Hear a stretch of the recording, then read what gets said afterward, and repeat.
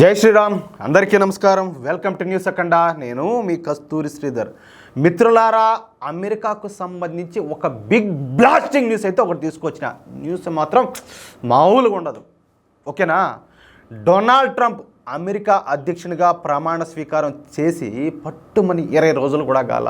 అప్పుడే దాదాపుగా 300 సరికొత్త నిర్ణయాలు తీసుకున్నారు ఆయన. వీటిలో కొన్ని అయితే అత్యంత సాహసోపేతమైనటువంటి నిర్ణయాలు కావడం విశేషం. ఇలాంటి నిర్ణయాలలో ఇప్పుడు నేను చెప్పబోయేటటువంటి నిర్ణయం కూడా ఒకటి. సరే, డైరెక్ట్గా పాయింట్కి వద్దాం. అంతర్జాతీయ క్రిమినల్ కోర్టు. ఈ అంతర్జాతీయ క్రిమినల్ కోర్టు యూరప్ ఖండంలోనే నెదర్లాండ్స్ దేశ రాజధాని అయినటువంటి హాగ్ పట్టణంలో ఉండాలి. ఏది? ఈ అంతర్జాతీయ న్యాయస్థానం. ఓకేనా? అంతర్జాతీయ మారణ హోమానికి వ్యతిరేకంగా, యుద్ధ నేరస్తులకు వ్యతిరేకంగా, యుద్ధ నేరాలు, దురాక్రమణ నేరాలు చేసినటువంటి వ్యక్తులను విచారించే పరిధి కలిగినటువంటి ప్రపంచంలోని ఏకైక అంతర్జాతీయ సంస్థే ఈ అంతర్జాతీయ క్రిమినల్ కోర్టు.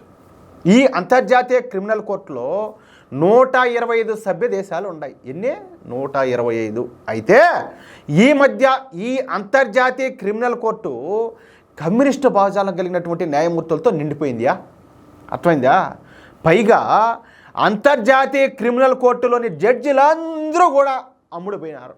వీళ్లకు అరబ్ దేశాల నుంచి పెద్ద ఎత్తున ఫండింగ్ అయితే వస్తుంది. అందుకే ఈ అంతర్జాతీయ క్రిమినల్ కోర్టు జడ్జిలంతా కూడా ఈ ముస్లింలకు మరియు ముస్లిం దేశాలకు భారీగా మద్దతునిస్తా వాళ్ళకు మద్దతుగా తీర్పులు కూడా ఇస్తారు.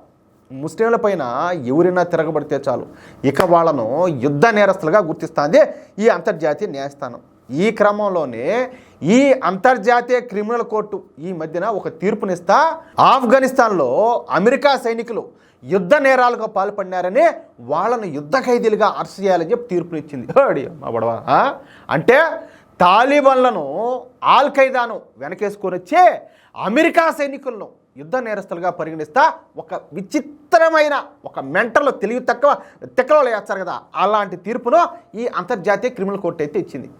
సరే, మీకు అందరికి కూడా బాగా తెలుసు, 15 నెలల క్రితం ఈ హమాస్ తీవ్రవాదులు ఇజ్రాయెల్ పైన దాడి చేసి 1400 మంది ఎవరు అమాయక ప్రజలను హతమార్చిన సంగతి మీకు అందరికి కూడా తెలిసిందే.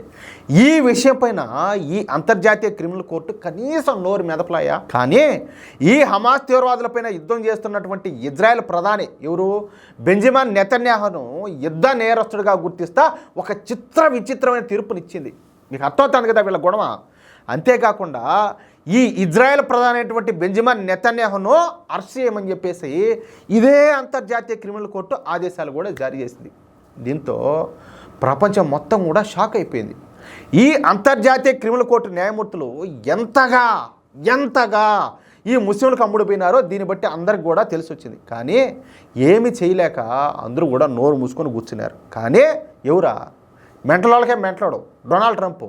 ఆయన మాత్రం ఆ విధంగా సైలెంట్గా కూర్చోాల.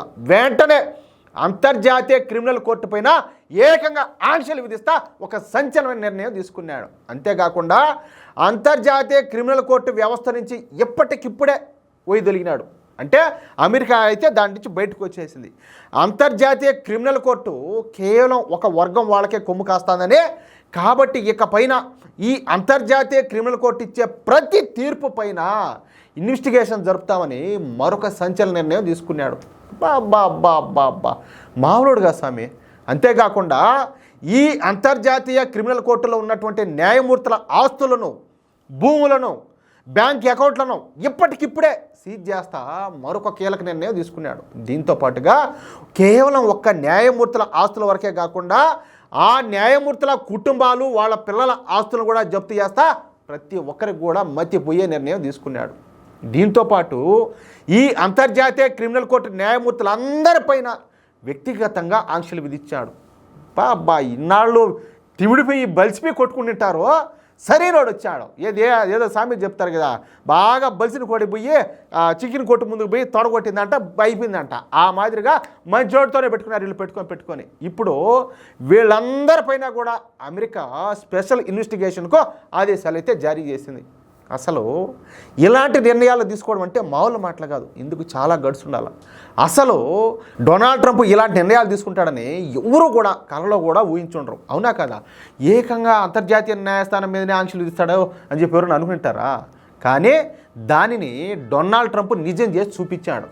డొనాల్డ్ ట్రంప్ తీసుకున్నటువంటి ఈ నిర్ణయానికి నేనైతే పూర్తి స్థాయిలో మద్దతు తెలియజేస్తున్నా. ఎందుకంటే ఆయన నిర్ణయం అయితే పర్ఫెక్ట్. ఎందుకంటే బంగ్లాదేశ్లో హిందువులపైన 6 నెలల నుంచి దాడులు జరుగుతూ ఉంటే ఇదే అంతర్జాతీయ క్రిమినల్ కోర్టు కనీసం నోరు మెదపల, కనీసం ఆ ప్రస్తావనే తీసుకురాలా, కనీసం ఖండించడం కూడా ఖండించాల. ఆ న్యాయస్థానంలో మనం కేసు వేసినప్పటికీ దాన్ని తీసిపోయి పక్కన పడేశారు. అర్థమవుతుంది కదా వీళ్ళ చేష్టాల్లో, వీళ్ళ బుద్ధి, వీళ్ళ గుణము, వీళ్ళు ఎలాంటి వాళ్ళు, వీళ్ళ ఆలోచనలు ఎలాంటివో మీకు అర్థమవుతుంది కదా వీళ్ళ వెనక ఎవరు ఉన్నారనేది.